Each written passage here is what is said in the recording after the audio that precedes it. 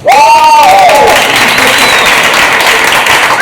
दोस्तों, नमस्कार। मेरा नाम है आयुष दीक्षित और मैं आ चुका हूं आपके लिए एक और इंस्पिरेशनल स्टोरी के साथ। आज की स्टोरी आपको बहुत ज्यादा इंस्पायर करेगी। ये है सिद्धार्थ का पार्ट 2, जहां से सिद्धार्थ साथी का साथ छोड़ करके गांव की तरफ प्रस्थान करते हैं और वो चलते चलते एक गांव में पहुंचते हैं और वहीं शरण लेते हैं। उस गांव में एक राजा राज्य करता है और वो राजा इतना अच्छा होता है, सारी जनता जनार्दन उनसे बड़ा प्रसन्न रहती है, कहती है कि हमारे राजा जैसा कोई भी निर्णय नहीं लेता है, कोई भी फैसला नहीं लेता है, उनके सारे निर्णय बहुत अच्छे होते हैं। एक बार उन राजा से एक गलती हो जाती है। वो एक साधारण व्यक्ति का किसी के कहने वश उसका कुछ छीन लेते हैं और जब वो उसका कुछ छीन लेते हैं तो वो अपनी जो प्रतिशोध की ज्वाला है उसके जलते एक संकल्प लेता है। उस संकल्प लेते लेते एक जंगल में पहुंच जाता है और उस जंगल में वो रहने का प्रण लेता है और उसी जंगल से वो शुरुआत करता है एक ऐसे प्रतिशोध की जो पूरे गांव के लिए चिंता का विषय बनता है। उस जंगल से कोई भी व्यक्ति निकलता था तो वो उसकी एक उंगली काट लेता था, उसकी उंगली काट करके वो गले में डाल लेता था। ऐसे करते करते करते करते उसने 100, 200, 500 लोगों की उंगलियां को काट लिया। उसने संकल्प लिया था कि मैं 1000 लोगों की उंगलियां काट करके अपने गले में डालूंगा। आगे चल करके पूरा गांव उसे उंगली माल के नाम से जानने लगा और ऐसे ही जब चर्चाएं पूरे गांव में फैली तो सब लोग बड़े परेशान हो गए। राजा को पता था कि हमारे राज्य में एक सन्यासी रुके हुए हैं जिनका नाम सिद्धार्थ है, वो कहीं दूर से आए हुए हैं और उनका कहा हुआ हर चीज सच हो जाती है।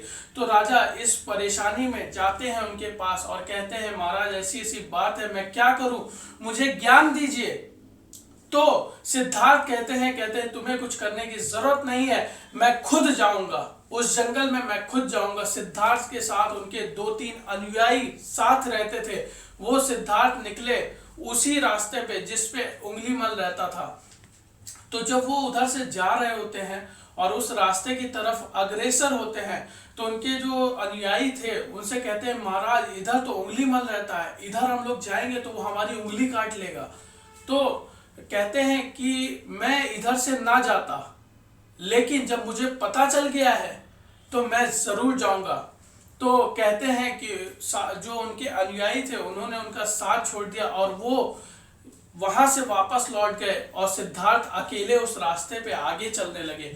जब आगे चलने लगे तो पता चला कि जो है उंगली मल की आखिरी एक उंगली की जरूरत थी और उस उंगली के बाद उसका संकल्प पूरा हो जाएगा। और उंगली मल दूर से ही महाराज को देखा, गौतम बुद्ध को आते देखा, सिद्धार्थ को आते देखा और वो खुश हुआ अंदर से कि आज मेरा संकल्प पूरा हो जाएगा। जो मैंने संकल्प लिया था 1000 लोगों की उंगली काटने वाला, वो संकल्प पूरा हो जाएगा और मुझे खुशी होगी।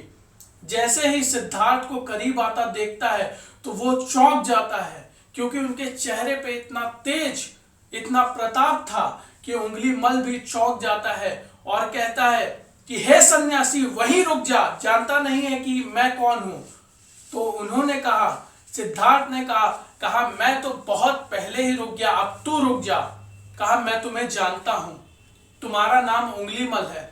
कहा जब जानते हो तो यहां क्यों आए हो, जानते नहीं हो मैं तुम्हें छोड़ूंगा नहीं, मैं तुम्हारी उंगली काट लूंगा। तो कहा पता है। कहा नीचे आ जाओ। सिद्धार्थ ने कहा उंगली मल से कि तुम नीचे आ जाओ। तो उंगली मल नीचे आता है और कहते हैं उसके बगल में एक पेड़ लगा था। सिद्धार्थ ने कहा इस पेड़ को देख रहे हो? कहा देख रहा हूं। तो उंगली मल जिस चीज से उंगली को काटता था वो उसके पास था। तो सिद्धार्थ ने कहा कि इस पेड़ की एक टहनी को काट करके दिखाओ। तो उसने तुरंत अपना औजार निकाला और उस पेड़ की टहनी को काट दिया। तो सिद्धार्थ मंद मंद मुस्कुराए, कहा कि ऐसी अवस्था में, प्रतिशोध की अवस्था में भी तो बुद्ध जो है वो मुस्कुराए मन ही मन कि ऐसी अवस्था में भी ये मेरी बात मान रहा है तो इसके परिवर्तित होने के चांसेस हैं।